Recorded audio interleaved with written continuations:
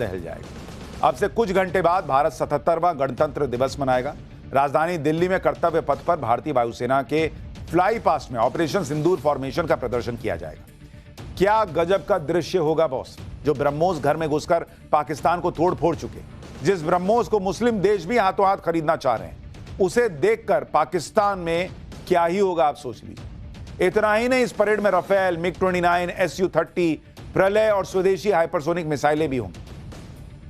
ऐसा लग रहा है कि असीम मुनीर, जो इन दोनों बुलेट प्रूफ जैकेट पहन के ही सो रहा है, उसका कहीं बीपी ना हाई हो जाए।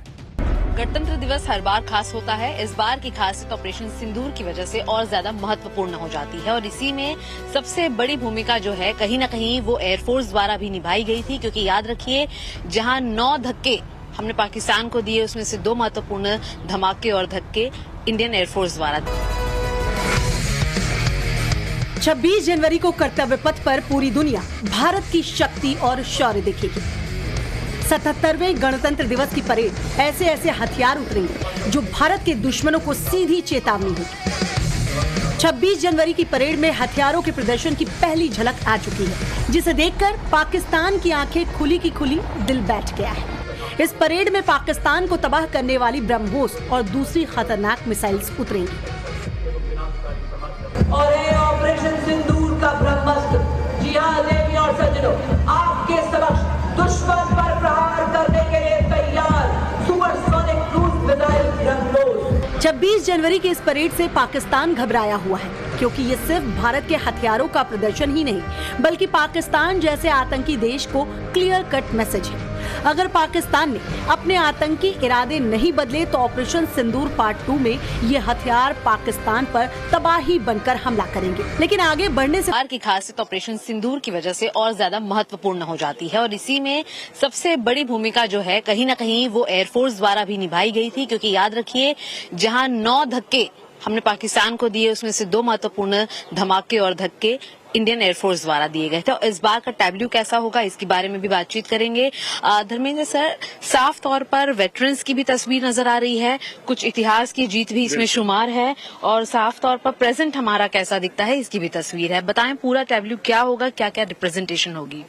जी, सबसे पहले मैं इस थीम को बताना चाहूंगा कि जो टैब्ल्यू है, वेटरन्स टैब्ल्यू जो डिफेंस फोर्सेस का है, इसमें युद्ध से दैट मींस संग्राम से राष्ट्र निर्माण तक ये थीम है।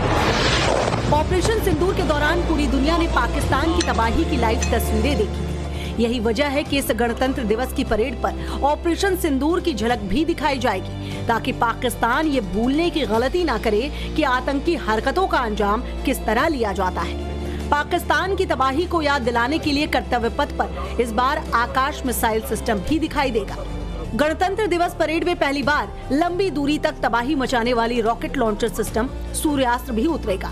इस हथियार को देखकर पाकिस्तान का घबराना जायज है, क्योंकि सूर्यास्त्र की रेंज में लाहौर से लेकर कराची तक और इस्लामाबाद से लेकर रावलपिंडी तक हर शहर है। भारत के पास भारत के वो हथियार हैं जो पाकिस्तान में अंधेरा कर देंगे।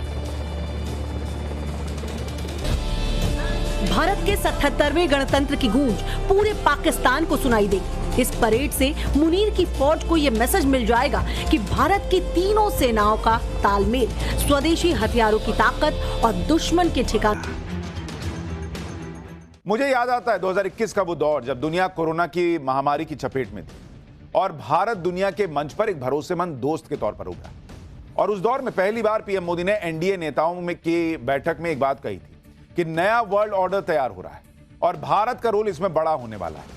पीएम मोदी ने यही बात साल 2022 में लोकसभा में फिर से दोहराई कि कोविड के बाद दुनिया का एक नया वर्ल्ड ऑर्डर तेजी से आगे बढ़ रहा है। तब विपक्षी दलों ने इस पर खूब तंज कसा कि हाँ, भारत जल्दी विश्वगुरु बन जाएगा। और आज की स्थिति देखिए कि अमेरिका के नेतृत्व वाली व्यवस्था छिन्न भिन्न होती दिख रही है।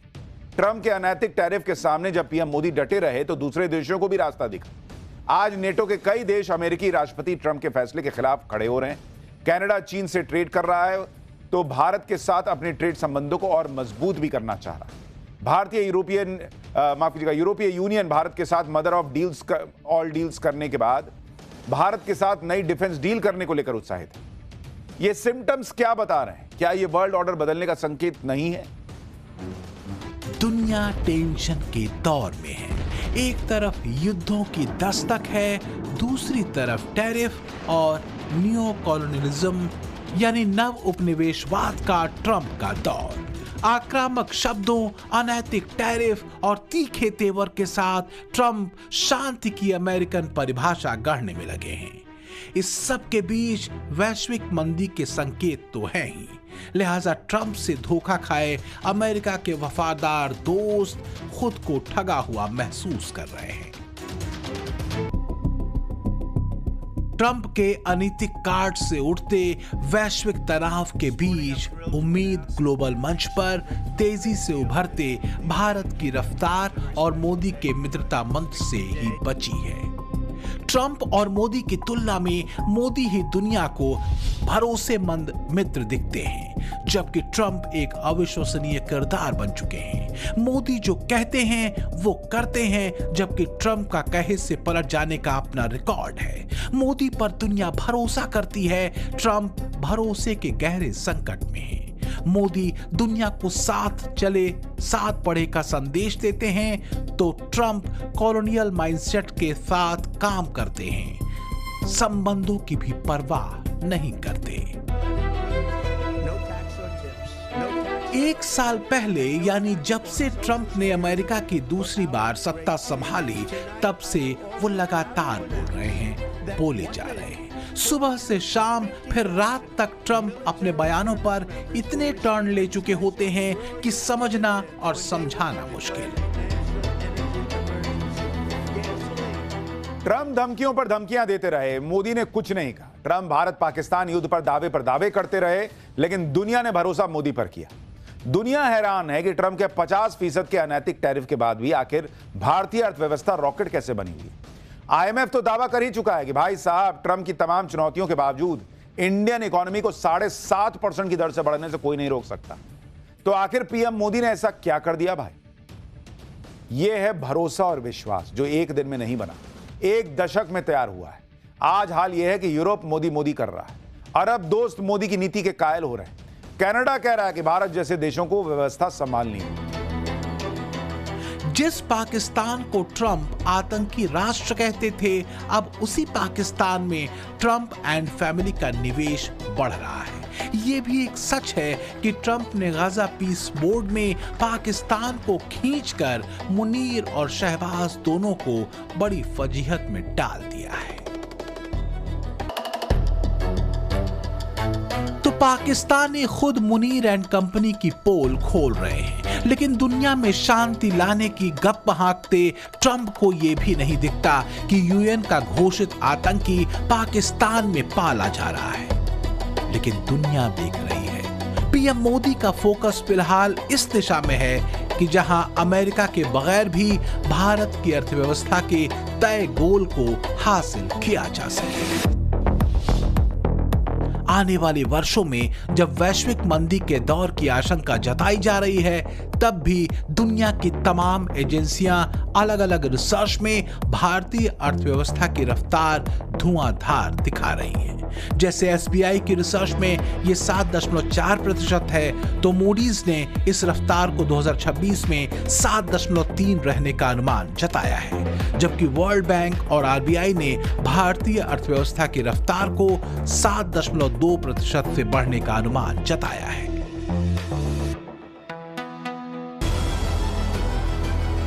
ग्लोबल ऑर्डर बदल रहा है। इसका अंतिम स्वरूप क्या होगा ये कहना मुश्किल है, लेकिन ये तय है कि नए भारत की भूमिका बड़ी होने वाली है। Rating agency Ernst and young की रिपोर्ट के मुताबिक आज के भारत के पास युवा आबादी, डिजिटल ताकत, मजबूत स्टार्टअप इकोसिस्टम, मैन्युफैक्चरिंग और ग्रीन एनर्जी की ताकत है।